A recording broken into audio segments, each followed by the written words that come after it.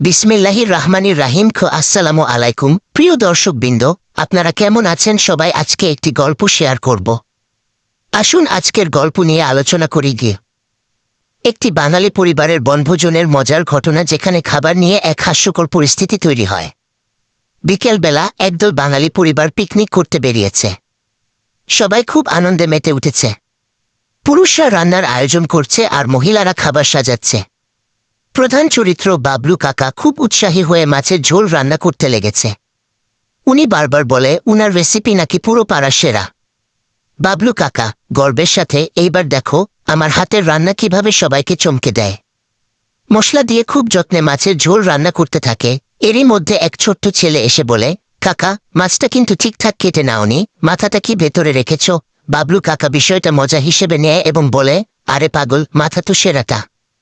ঝোলের আসল মজা তো এখানেই। সবাই একত্রে খেতে বসেছে। বাবলু কাকার রান্না করা মাছের ঝোল খাওয়ার পর সবাই চুপচাপ হয়ে গেছে। কেউ কোনো কথা বলছে না।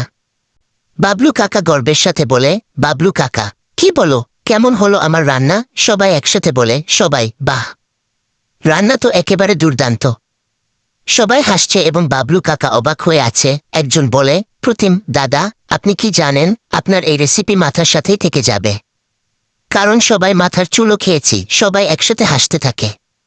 বাবলু কাকা নিজের মাথা চুলকাতে থাকে।